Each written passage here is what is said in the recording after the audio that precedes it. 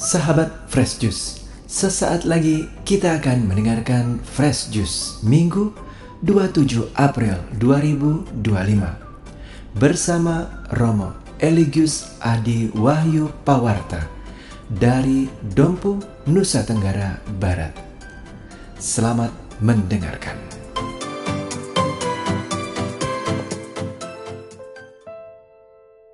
Inilah Injil suci menurut Yohanes.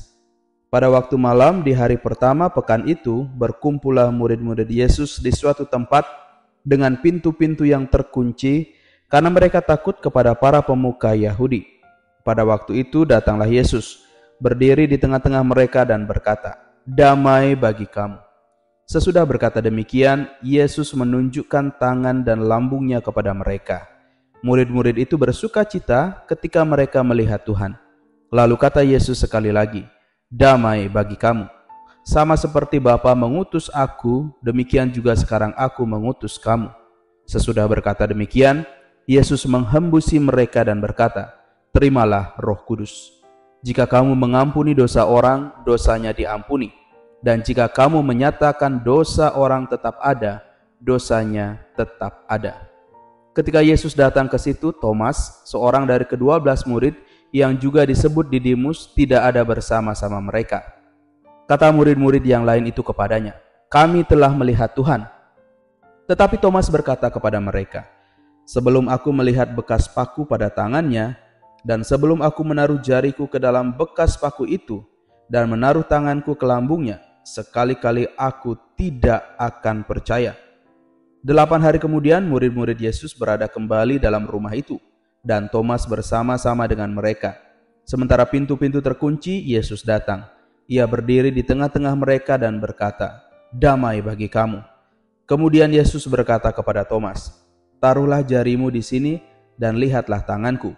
Ulurkanlah tanganmu dan taruhlah ke lambungku. Dan jangan engkau tidak percaya lagi, melainkan percayalah." Thomas menjawab dia, "Ya Tuhanku dan Allahku." Kata Yesus kepadanya, "Karena engkau telah melihat aku, maka engkau percaya. Berbahagialah mereka yang tidak melihat namun percaya." Memang masih banyak tanda mujizat lain yang diperbuat Yesus di depan mata murid-muridnya yang tidak tercatat dalam kitab ini. Tetapi hal-hal ini telah dicatat supaya kamu percaya bahwa Yesuslah Mesias, Putra Allah, dan supaya karena percaya kamu memperoleh hidup dalam namanya. Demikianlah sabda Tuhan. Saudara-saudari yang terkasih dalam Kristus, hari Minggu Paskah kedua dirayakan sebagai Minggu Kerahiman Ilahi. Kerahiman Ilahi sendiri adalah perwujudan cinta kasih dan belas kasih Allah yang tiada batas kepada umat manusia. Jadi, kerahiman ilahi bukanlah suatu sifat Allah yang baru muncul kemudian pada suatu waktu tertentu. Tapi boleh kita katakan bahwa kerahiman ilahi itu sudah ada sejak penciptaan. Sejak Allah menciptakan dunia ini. Karena dunia ini pun diciptakan karena kasih Allah yang tiada batas. Saudara-saudari terkasih dalam Kristus, kerahiman ilahi melahirkan kita kembali secara baru. Karena di dalam kerahiman Tuhan, segala dosa kita dihapuskan dan kita diberikan hidup yang baru.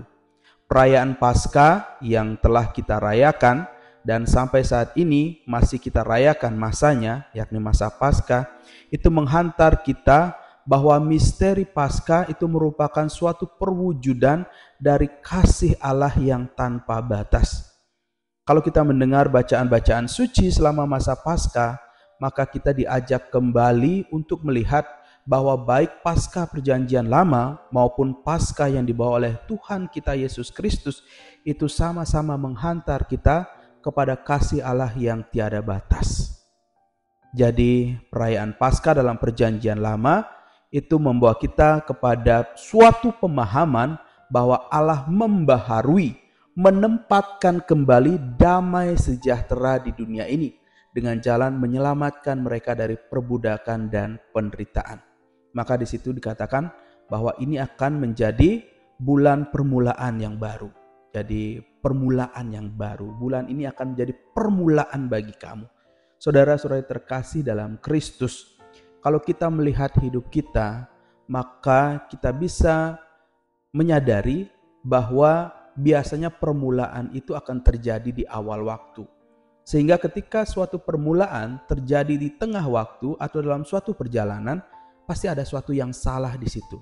Ada sesuatu yang harus diperbaiki, ada sesuatu yang harus diperbaharui. Maka saudara-saudara terkasih, Paskah itu adalah suatu pembaharuan relasi antara kita dengan Allah. Dan tentu inisiatornya selalu adalah Allah. Saudara-saudari yang terkasih, suatu permulaan atau awal yang baru adalah mustahil jika tanpa kasih.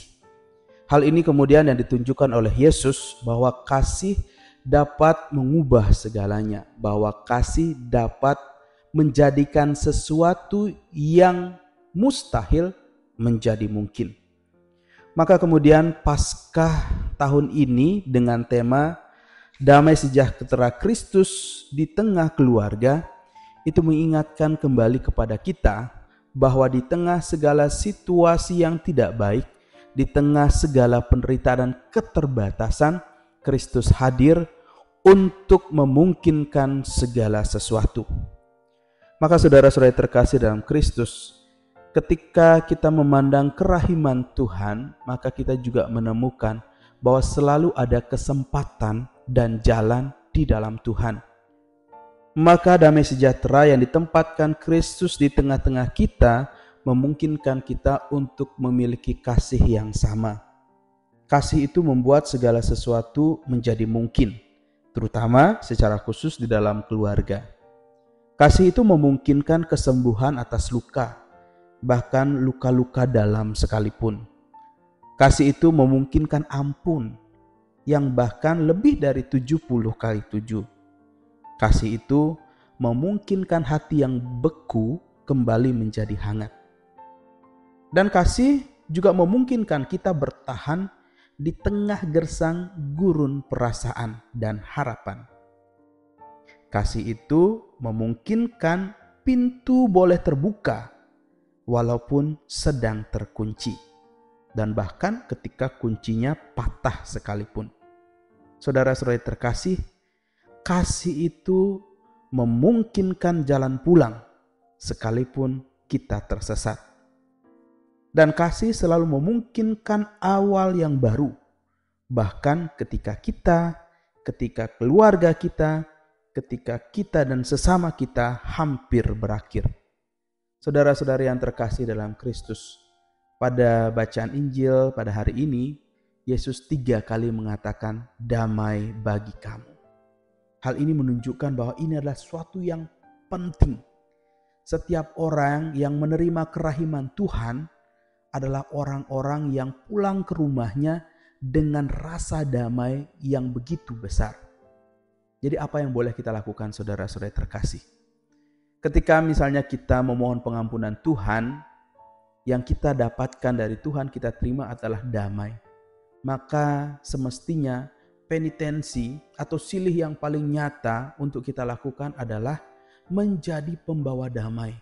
Karena kita telah terlebih dahulu menerima damai itu dari Tuhan.